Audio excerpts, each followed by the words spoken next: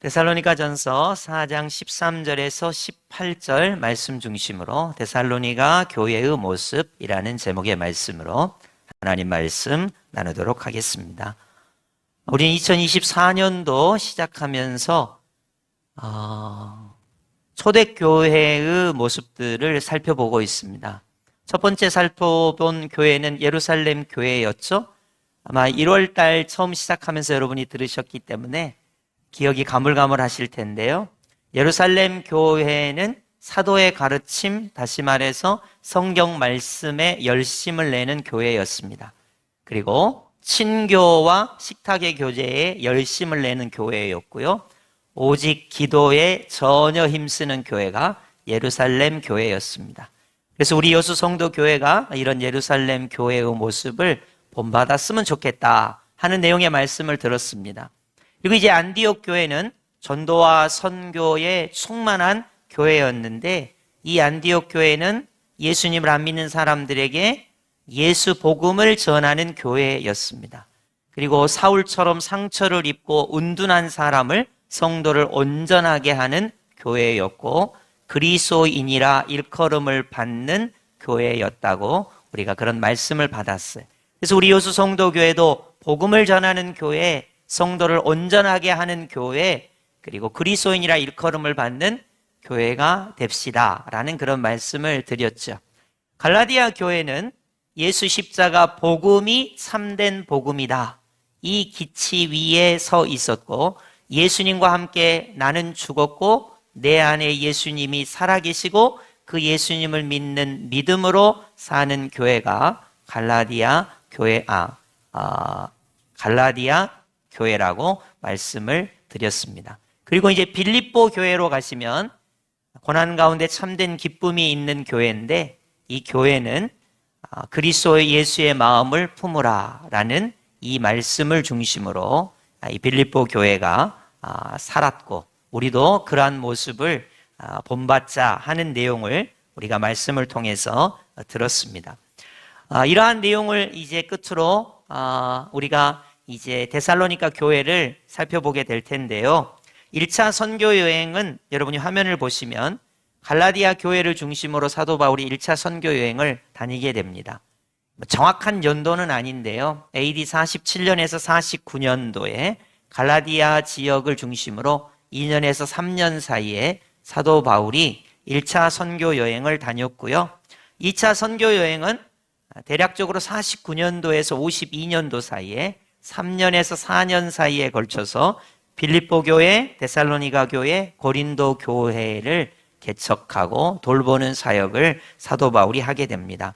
그리고 이제 3차 선교 여행은 53년도에서 57년도 4년에서 5년 사이에 걸쳐서 에베소 교회를 중심으로 에베소, 서머나, 버가모, 두아디라, 사데, 빌라델비아, 라오디게아 교회 같은 소아시아 교회를 중심으로 사도 바울이 3차 선교 여행을 다니게 됩니다.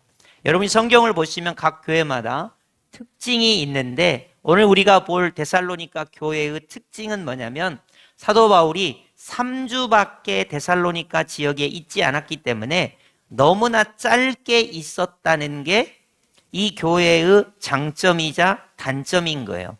그래서 사도 바울이 3주밖에 있지 않았기 때문에 가르칠 내용은 너무나 많았지만 예수님의 십자가도 가르쳐야 되고 부활도 가르쳐야 되고 예수님의 재림도 가르쳐야 하지만 3주밖에 있지 않았기 때문에 이 교회에 너무 짧게 거주했다 보니까 이 교회의 단점은 뭐냐면 예수님의 재림의 신앙이 매우 약하다는 것이 이 교회의 단점이었습니다. 그러고 보니까 오늘을 살아가는 현대인들의 단점이 뭐냐면 예수님이 재림하신다는 것에 대한 신앙이 되게 희미하다는 거예요. 여러분, 우리가 되게 바쁘죠? 2024년도 시작한 것 같은데, 엊그제 같은데 벌써 1월이 가고 2월 첫째 주가 됐어요. 야, 1년에 12분의 1을 벌써 우리가 살았어요. 근데 너무나 바쁘다 보니까 이제 곧 설도 다가오고 하니까 우리가 이 1월을 어떻게 살았는지 모르겠어요. 너무나 바쁘다 보니까 예수님이 재림하실 것이라고 하는 생각도 희미하지만 예수님이 재림하시면 내가 가지고 있는 거, 여러분이 아마 이제 가정생활, 직장생활, 또 여러분이 이루어 놓은 게 있다 보니까, 앞으로 이루어야 할 게 많다 보니까 예수님의 재림이 좀 천천히 오셨으면 좋겠다고 생각하시는 분들이 제법 있을 거예요. 이제 많이 살만하고 우리나라가 이제 많이 좋아졌는데 뭐 예수님의 재림을 간절히 소망할 필요가 있을까? 예수님이 이 땅에 재림하시는 것과 나와 무슨 상관관계, 연관관계가 있을까? 이렇게 생각하신 분들이 생각보다 많습니다. 사실 예수님의 재림을 간절히 소망하는 사람들은 어떤 사람들이냐면요, 너무나 힘들고 고통스러워서 이 세상보다 하나님 나라가 더 좋다고 생각하는 분들이 예수님의 재림을 더 많이 사모하는 경향이 있어요. 몸이 너무 아프면 이렇게 아픈 몸을 가지고 이 땅에서 오래 있는 것보다는 하나님 나라가 훨씬 낫겠다, 그렇게 생각하는 거죠. 가난하고 힘들고 어려운 일이 많으면 이 땅보다는 도래하는 하나님 나라가 훨씬 좋겠다, 이렇게 생각하는 경향이 있어요. 그러나 아무래도 여러분이 건강하시고 물질적으로 어려움이 없으시고 고난이라든지 어려움이 덜 하면 어떤 생각을 하냐면 이 땅에서의 삶이 조금 더 길게 이어지면 좋겠다. 오히려 예수님께서 지금 오시면 조금 내가 아무래도 예수님이 조금 늦게 오시는 게 낫지 않겠나, 이렇게 생각하는 경향이 많아지게 됩니다. 그래서 이 데살로니가 교회는 사도 바울이 3주밖에 있지 않았기 때문에 예수님의 십자가 복음이라든지 예수님의 공생의 사역이라든지 그런 것들에 대해서는 조금 알고 있었지만은 예수님께서 다시 재림하신다고 하는 내용에 대해서는 상당히 그들이 부정확하게 알고 있었고 많이 알지 못했고 자기의 삶에 예수님의 재림이 어떤 연관관계가 있었는가, 이걸 적용하기가 어려웠습니다. 오늘날 우리도 마찬가지라는 거예요. 그래서 오늘 여러분이 오늘 이 데살로니가 전서 4장의 말씀을 통해서 예수님의 재림이 과연 나의 현실적인 삶과 무슨 연관관계가 있는가 한번 여러분이 잘 생각하시면서 오늘 말씀을 들으셨으면 좋겠다 생각이 듭니다. 오늘 본문의 핵심은 예수님이 부활하셨기 때문에 우리도 부활한다는 것이고, 예수님께서 재림하실 때 우리도 부활에 동참한다는 것입니다. 그래서 오늘 본문의 핵심은 오늘을 사는 우리에게 예수님 재림, 예수님이 부활하셨으니까 나도 부활해, 이런 거리가 먼 주제예요. 그렇지만은 이런 거리가 먼 주제가 오늘을 사는 나에게 어떤 영향을 주는가, 어떠한 태도로 신앙생활을 해야 하는가 하는 것을 조금 여러분이 깊이 생각하시고 적용하시는 시간이 되었으면 좋겠습니다. 오늘 본문 4장 13절을 보시면 이렇게 되어 있는데요. 형제들아, 자는 자들에 관하여는 너희가 알지 못함을 우리가 원하지 아니하노니, 이렇게 시작하고 있습니다. 자는 자들에 대해서 잘 모른다, 이런 표현이에요. 그럼 반대로 이야기하면 자는 자들에 대해서 알아야 한다, 이런 내용이 되겠습니다. 여기서 말하는 자는 자들은 어제 저녁에 주무시고 오늘 아침에 일어나는 그런 잠이 아닙니다. 돌아가신 분들을 말하는 거예요. 돌아가신 분, 영혼과 육체가 분리돼서 돌아가신 분을 말해요. 성경은 돌아가셨다라는 말도 쓰지만 주무신다, 잔다, 이런 표현을 많이 씁니다. 자, 자는 자들에 대해서 우리가 알아야 한다 하는 거예요. 그럼 대체적으로 자는 사람에 대해서 사람은 어떻게 행동합니까? 13절 하반절 보시겠습니다. 이는 소망 없는 다른 이와 같이 슬퍼하지 않게 하려 함이라, 이렇게 기록됐거든요. 여러분, 사람들이 돌아가시면 보통 어떻게 합니까? 슬퍼하죠? 많이 슬퍼합니다. 만약에 사랑하시는 분이 돌아가셨는데 슬퍼하지 않으면 그건 좀 이상한 거죠. 그래서 우리가 보통 장례식장이나 돌아가신 분들을 보면 예를 표하는 것은 기본이지만은 슬퍼하는 것이 당연합니다. 슬퍼하죠. 근데 여기서 뭐라고 말했냐면은 소망 없는 자와 같이 슬퍼하지 않기 위함이라, 이렇게 돼 있거든요. 이 말은 무슨 말이냐? 죽으면 끝이야. 돌아가셨으니까 아무 소망도 없어. 돌아가시고 나면 우리가 할 수 있는 게 없어. 그러니까 슬퍼하는 것밖에 없어. 이러한 태도를 가지지 말라는 거예요. 왜 그러냐? 우리는 세상 사람들이 생각하는 것처럼 죽음이 끝이라고 생각하지 않기 때문입니다. 죽으면 끝이고 죽은 분이 더 이상 우리가 맨날 슬퍼하고 고민하고 그래야 되는 것이 아니라는 것을 오늘 성경 말씀이 이야기해 주고 있습니다. 성경 말씀은 뭐라고 말합니까? 14절로 가시면 우리가 예수께서 죽으셨다가 다시 살아나심을 믿을진대 이렇게 표현하고 있거든요. 예수님이 돌아가셨다가 무덤에 묻히셨다가 십자가에 죽으셨다가 사흘 만에 부활하셨어. 이것을 우리가 믿는다면 돌아가신 분에 대해서 슬퍼할 이유가 없다는 거예요.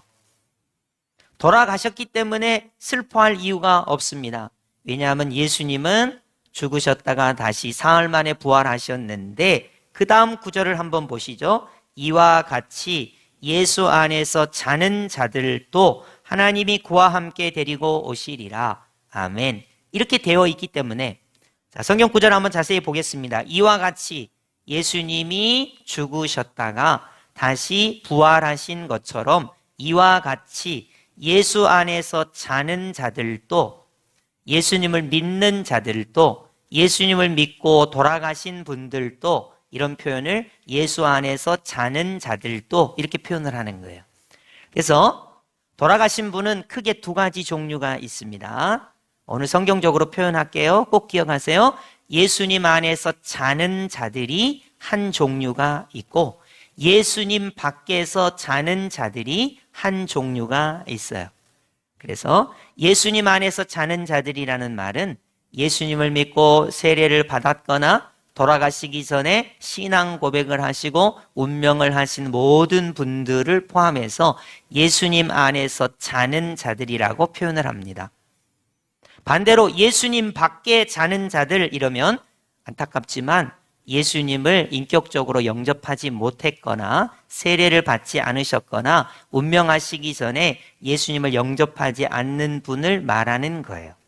그러니까 우리가 소망이 없는 자들처럼 슬퍼할 이유가 없는 것은 예수님이 부활하셨기 때문에 예수님 안에서 자는 자들은 어떻게 된다는 거예요? 예수님처럼 부활할 것이기 때문에 우리가 슬퍼할 이유가 없다는 것이고 그래서 자는 자들에 대하여 알아야 한다는 거예요. 지금 자고 계신 분들 중에 예수님 안에서 자는 분들은 어떤 분들입니까? 천국에 계시는 분이죠. 하나님과 함께 계시는 분이죠. 영생 복락을 누리시는 분이라는 거예요. 그러니까 자는 자에 대해서 우리가 알아야 하고 자는 자에 대해서 우리가 슬퍼할 필요가 전혀 없다. 사도 바울이 이렇게 이야기하는 거예요. 이 말은 반대로 이야기하면 데살로니가 교회는 자는 자들에 대해서 잘 몰랐고 그리고 그 자는 자에 대해서 계속 슬퍼하고 있었기 때문에 사도 바울이 이렇게 데살로니가 전서를 쓰게 되었다는 것입니다. 계속해서 14절 하반절을 보시면 이와 같이 예수 안에서 자는 자들도 그 다음이 중요합니다. 하나님이 그와 함께 데리고 오시리라 라는 표현을 썼습니다. 하나님께서 그와 함께 예수님과 함께 잠자는 사람들을 영혼들을 데리고 오시리라 이렇게 되어 있는 거예요. 예수님이 재림하실 때 우리 하나님께서 잠자는 영혼들을 특별히 예수님 안에서 자는 사람들을 데리고 오실 것을 알아야 한다는 거예요. 그래서 슬퍼하지 말라는 것입니다. 여러분, 오늘 말씀이 도대체 우리의 삶과 무슨 관계가 있을까? 그래, 돌아가신 분들에 대해서 알아보자. 하나님께서 예수님이 재림하실 때 하나님께서 그 사람들을 데리고 오실 것이다 라는 것을 알아보자. 슬퍼하지 말아보자. 그러면 살아있는 나하고는 무슨 관계가 있는가? 그렇잖아요? 그래서 살아있는 우리의 관계를 이야기하고 있습니다. 15절로 한번 가볼까요? 우리가 주의 말씀으로 너희에게 이것을 말하노니 주께서 강림하실 때까지 우리 살아남아 있는 자도 자는 자보다 결코 앞서지 못하리라. 아멘. 자, 예수님 안에서 자는 자들은 이미 돌아가신 분들, 그리고 예수님 안에서 살아남아 있는 자는 저와 여러분처럼 지금 죽음을 보지 않고 살아서 예수님 안에 있는 자들이 되는 거예요. 그러니까 아까 제가 예수님 안에서 자는 자가 표현을 했잖아요. 예수님 안에서 자는 자, 예수님 밖에서 자는 자가 있다면 또 하나의 형태는 예수님 안에서 살아남아 있는 자가 있다는 거예요. 예수님 안에서 살아남아 있는 자, 저와 여러분처럼 살아서 예수님을 믿는 자가 있다는 것입니다. 그러면 여러분 15절을 다시 한번 보시겠어요? 우리가 주의 말씀으로 너희에게 이것을 말하노니. 사실 돌아가신 분이 어떤 상태에 있는가 잘 몰라요. 그러니까 사도 바울이 하나님의 계시를 받아서 주의 말씀으로 말하고 있어요. 자, 예수님 안에서 자는 자는 하나님과 함께 하는 것이고 예수님이 재림하실 때 부활에 동참할 것이다. 주의 말씀으로 자기가 계시를 받았다는 거예요. 그리고 예수님 안에서 살아남아 있는 자, 저와 여러분 같은 사람이에요. 이것도 사도 바울이 계시를 받았다는 거예요.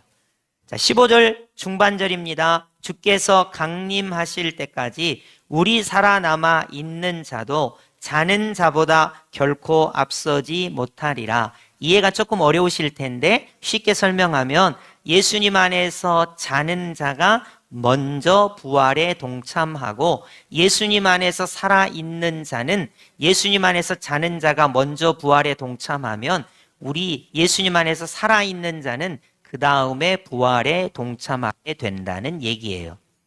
부활의 순서를 이야기하고 있습니다.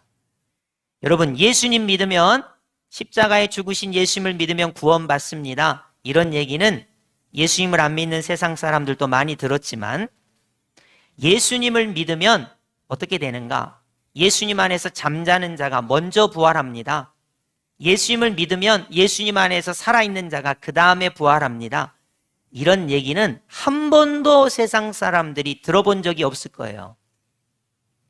사실 예수님을 믿으려고 하는 사람들이 예수님의 십자가를 통해서 내가 예수님 때문에 구원을 받습니다. 이런 얘기는 많이 듣지만 예수님이 부활하신 것 같이 예수님 안에서 잠자는 자가 먼저 부활하게 될 것이고 예수님 안에서 살아있는 내가 그 다음에 부활하게 될 것입니다. 이런 얘기는 잘 못 들어봤고요. 여러분도 오늘 처음 들어본 사람이 있을 수 있을 거예요. 교회 다니지만 처음 들어본 사람이 있을 수 있을 거예요. 그래서 사도 바울이 데살로니가 교회에 강조하고 또 강조한 거예요. 데살로니가의 교회의 약점, 그리고 부활과 재림의 신앙이 약하기 때문에 이것을 강조하고 있는 것입니다. 다시 한번 전체적으로 정리해 볼게요. 데살로니가 교회는 돌아가신 분들을 있으면 슬퍼했습니다. 데살로니가 교회는 돌아가신 분들의 상태에 대해서 잘 몰랐습니다. 그래서 사도 바울이 이야기합니다. 예수님 안에서 자는 자들이 있는데 슬퍼하지 말아라. 왜냐하면 하나님께서 함께 하시기 때문이고 부활의 첫 번째 동참하기 때문이다 라고 말하고 있습니다. 그리고 예수님 안에서 살아있는 우리는 두 번째, 예수님 안에서 잠자는 자가 부활한 후에 우리도 예수님처럼 부활하게 될 것이기 때문에 슬퍼하지 말아라. 죽는 것에 대해서, 자는 것에 대해서 모른다고 하지 말아라 라고 말하고 있는 거예요. 자, 그러면 강림하시다라는 말의 단어를 조금 정리하겠습니다. 여러분, 강림이란 말이 조금 어렵죠? 강림이라는 말은 원래 헬라어로 보면 파루시안이라는 말입니다. 파루시안. 외울 필요, 기억할 필요는 전혀 없어요. 이 말이 쓰는 게 갑자기 황제가 자기가 다스리는 지방을 순시할 때 쓰는 말이에요. 황제가 지방에 나타났다. 순시하기 위해서 나타났다. 그래서 원래 여러분이 사전을 찾아서 강림이라는 말을 찾아보면 신이 하늘에서 인간 세상에 내려온다 라는 뜻을 강림이라고 합니다. 신이 인간 세상에 내려오다, 이걸 강림이라고 해요. 그러면 우리가 이 말을 재림이라고 바꿀 때 예수님이 인간 세상에 첫 번째 오신 거, 성육신 하신 거, 초림을 우리가 첫 번째라고 하고요. 재림을 뭐라고 하냐면 예수님이 다시 이 땅에 오실 때라고 말하는 거예요. 그러니까 예수님께서 초림하셨을 때 성탄절에 우리를 십자가에서 또 부활의 놀라운 생명을 주시기 위하여 이 땅에 처음 오셨을 때, 그리고 하나님 보좌 우편에 계신 예수님이 다시 우리를 구원하시기 위하여 재림하실 때 이것을 강림이라고 표현을 하는 거예요. 그러면 예수님께서 재림하실 때 어떻게 됩니까? 죽은 자, 돌아가신 분, 잠자는 자, 예수님 안에서 잠자는 자들이 예수님처럼 부활에 동참하게 될 것이고, 그리고 예수님 안에서 살아있는 우리도 부활에 동참하게 될 것이기 때문에 우리는 슬퍼할 필요가 없고 죽음에 대해서 모른다고 이야기해서는 안 된다는 거예요. 이게 우리 약점이거든요. 만약에 여러분에게 누가 아무개 성도님 교회 오래 다녔지, 성경도 알지, 죽음은 어떻게 되는지 나한테 설명 좀 해줘봐. 그럼 여러분이 전체적으로 얼굴이 경색되면서 깜짝 놀라면서 내가 잘 몰라. 그런 거는 목사님한테 물어봐야 돼. 그렇게 이야기하시는데, 그렇기 때문에 오늘 본문이 기록된 거예요. 자, 여러분이 오늘 반드시 돌아가시는 걸 뭐라고 한다고요? 예수님을 믿는 분은 예수님 안에서 잔다, 주무신다, 이렇게 표현을 한다고요. 근데 슬퍼할 필요가 없다, 두려워할 필요도 없다. 왜냐하면 하나님께서 그와 함께 하시기 때문이에요. 영생 복락을 누리기 때문이죠. 그리고 예수님께서 재림하실 때는 예수님 안에서 잠자는 자가 먼저 부활에 동참하고, 우리처럼 예수님 안에서 살아있는 자는 그 다음에 부활에 동참하게 된다. 이게 성경이 말하는 것입니다. 그러니까 슬퍼할 필요가 없고 죽음에 대해서 모른다고 말하지 말라는 거예요. 여기까지 성경이 우리에게 가르쳐주는 내용입니다. 여러분 아시겠죠? 여러분 오늘 본문은 아니지만 성경에 사람의 영혼과 육체가 분리되는 순간을 설명하고 있어요. 성경이 뭐라고 하냐면 영혼과 육체가 분리되는 순간이 죽음의 순간인데, 이 죽음의 순간에 하나님의 천사가 그 영혼을 받들어서 하나님의 품으로 그 영혼을 모시고 올라가는 거예요. 그러니까 돌아가실 때 여러분 그 원혼이 원망에 쌓여서 무주구천을 막 헤매고 다니고 막 그런 거 없어요. 그런 건 그냥 우리 전통 신앙이 늘어낸 거지, 성경이 말하는 대로 이야기하면 예수님을 믿는 분은 천사가 그 영혼을 받들어서 하나님의 품으로 그대로 올라가는 거예요. 그래서 예수님이 재림하실 때까지 천국의 영생 복락을 누리고 계시는 것이고, 예수님이 재림하실 때 가장 먼저 예수님과 같은 신령한 몸으로 그들이 부활에 동참하게 되고, 우리처럼 지금 살아있는 상태로 예수님 안에 살아있는 상태로 신앙생활하는 우리는 예수님 안에서 자는 자들이 부활한 후에 우리도 부활에 동참하게 된다는 것입니다. 그럼 진짜인지 아닌지 한번 확인해 볼까요? 16절 보시겠습니다. 주께서 호령과 천사장의 소리와 하나님의 나팔 소리로 친히 하늘로부터 강림하시리니 그리스도 안에서 죽은 자들이 먼저 일어나고, 그렇게 돼 있죠. 천사장의 나팔 소리와 함께 우리 예수님께서 재림하실 때 예수 그리스도 안에서 먼저 자는 사람들이 먼저 일어나게 됩니다. 부활에 동참하게 되고 하는 거예요. 그걸 제가 이미지로 설명하면 하나님 나라에서 영혼만 계시는 분들이, 육체는 이 땅에서 흙이 되어 있죠. 그러면 그 영혼과 이 땅에 흙이 되어 있는 그 육체로 연합하는 것이 아니라 그 영혼이 예수님과 같은 신령한 몸으로 부활체로 되게 되는 거예요. 그래서 하나님께서 그분들을 데리고 오시리라라는 게 그것이 부활에 동참하게 된다 하는 것이죠. 여러분 예수님께서 부활하셨을 때 예수님의 손에, 옆구리에, 발에 못자국, 창자국, 못자국이 있었어요. 근데 예수님은 시공간을 이렇게 뛰어넘으실 뿐만 아니라, 그리고 분명히 만질 수 있는 몸이었음에도 불구하고 예수님은 신령한 몸으로 부활하시는 것을 성경이 말하고 있어요.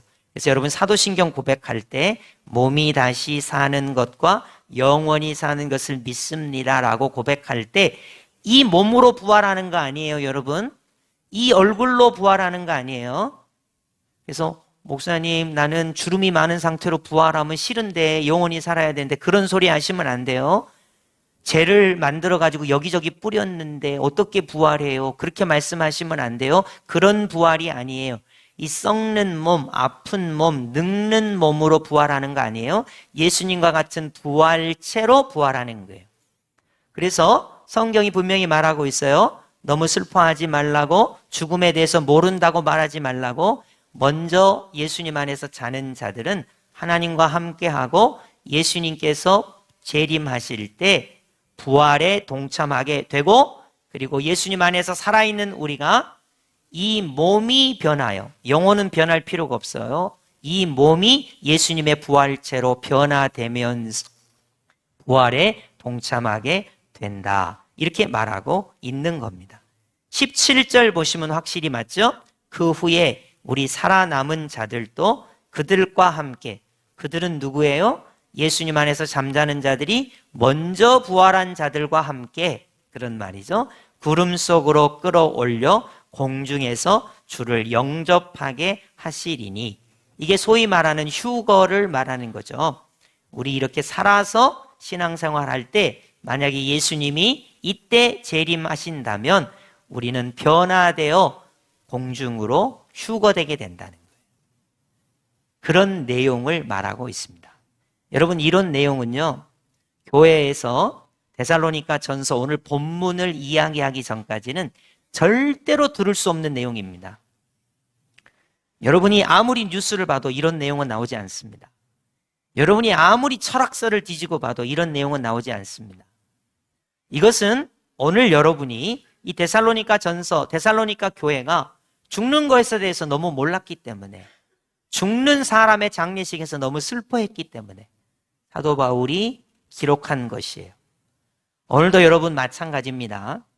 여러분이 죽는 것이 무섭고 돌아가신 분에 대해서 애달고 슬퍼하는 경향이 누구나 다 있습니다. 다 그래요. 그러나 여러분, 오늘 성경 말씀 뭐라고 말해요? 돌아가신 분에 대해서 너무 슬퍼하지 말래요. 왜냐? 하나님께서 그분들과 함께 계시기 때문이죠. 영생복락을 누리기 때문이에요. 그리고 더 우리가 위로를 받고 소망을 받는 것은 예수님께서 재림하실 때 가장 먼저 그분들이 부활에 동참할 것이기 때문이에요. 그리고 예수님 안에 살아있는 우리가 부활에 동참할 것이기 때문에 슬퍼하지 말아라, 그리고 두려워하지 말아라 라는 것입니다. 사실 우린 돈이 조금 없으면 염려하고 근심합니다. 몸이 조금 아프면 두려워합니다. 돌아가시면 절망합니다. 죽음이 끝이라고 생각합니다. 그러니까 죽음에 대해서 모른다고 생각하는 거고, 그래서 슬퍼해야 된다고 생각합니다. 그런데 오늘 성경 말씀은 반대로 이야기합니다. 죽음에 대해서 안다고 말하라고 합니다. 그리고 돌아가시면 마냥 슬퍼할 일이 아니라고 이야기합니다.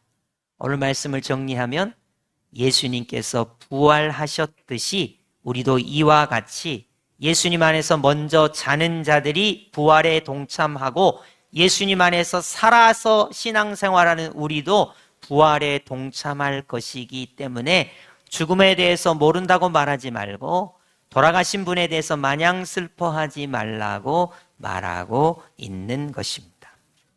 자, 그러면 18절로 가셔서, 자, 결론인데요. 우리 다 함께 18절 합독해 볼까요? 시작. 그러므로 이러한 말로 서로 위로하라. 아멘. 자, 이러한 말로 서로 위로하라.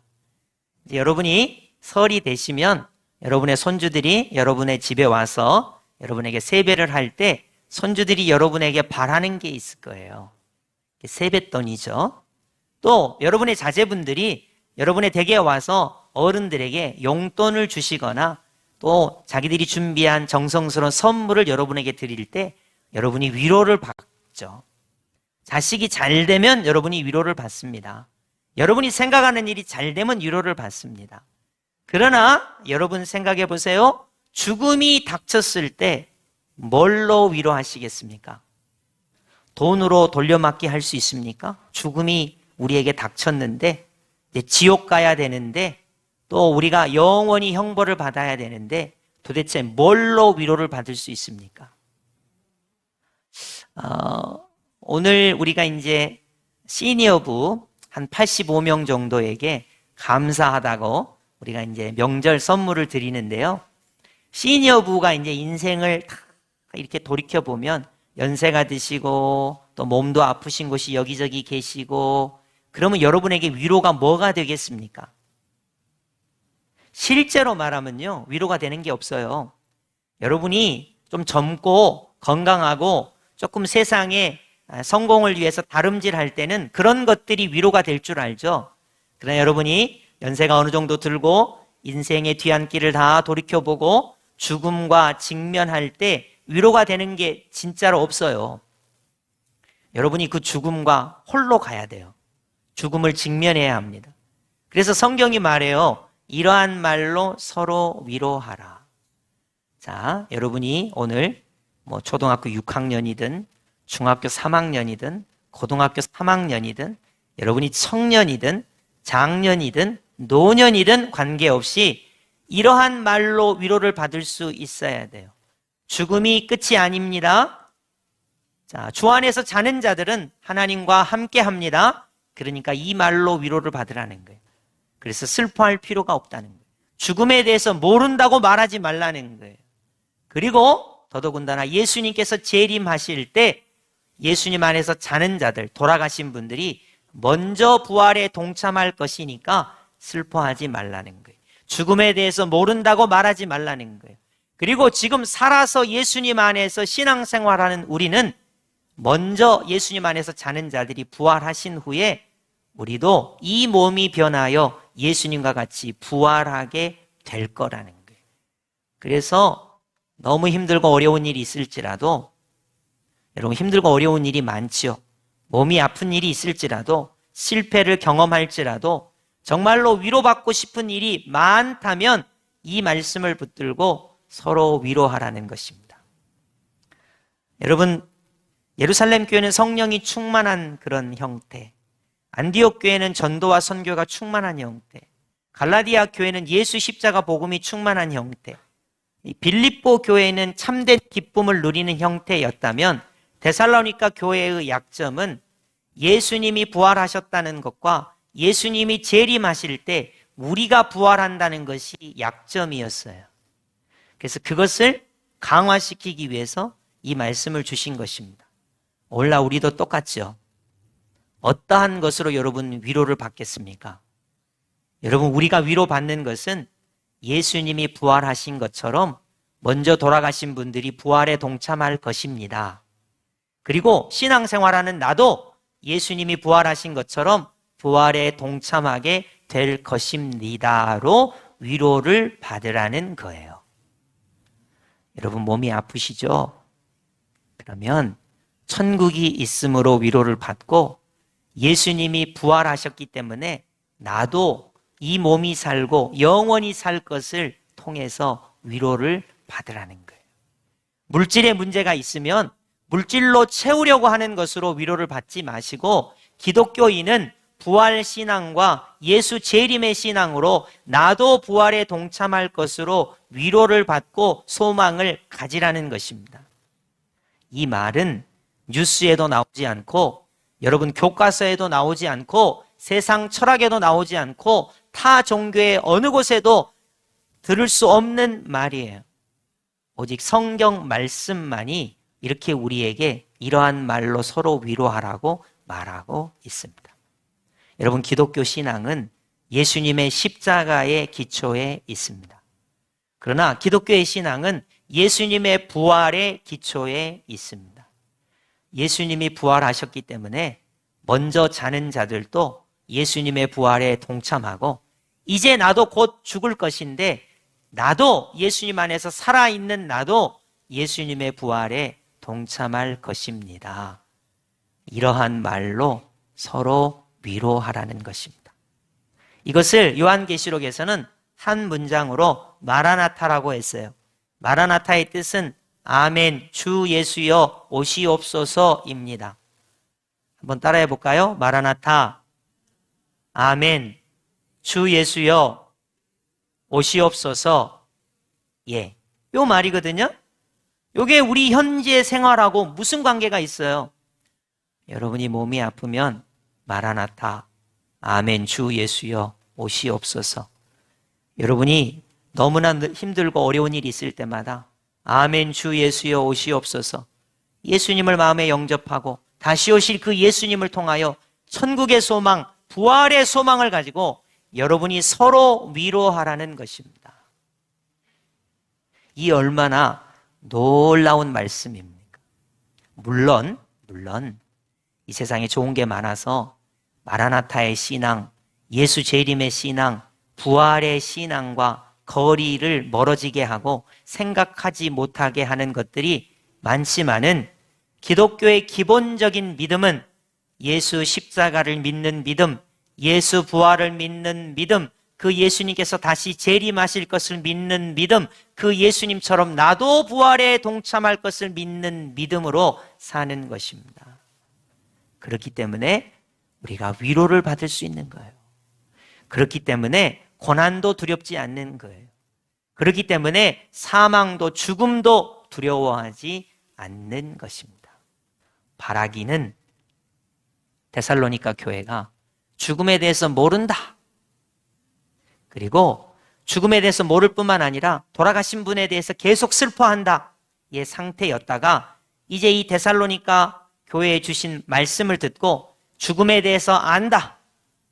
죽는 사람에 대해서 더 이상 슬퍼하지 않는다. 예수님이 부활하신 것처럼 예수님 안에서 먼저 잠자는 자와 예수님 안에서 살아있는 우리가 부활에 동참한다. 이 말씀으로 위로를 받고 새 힘을 얻은 것처럼 우리도 동일하게 더 이상 죽음에 대해서 모른다. 돌아가신 분에 대해서 슬퍼만 하겠다가 아니라 이제 예수님이 부활하신 것처럼 예수님 안에서 먼저 잠자는 자가 먼저 부활에 동참하고, 그리고 예수님 안에 살아있는 나도 부활에 동참하게 될 것을 바라보면서 소망을 가지시고 위로를 받는 놀라운 은혜가 있기를 예수님의 이름으로 축복합니다. 아멘.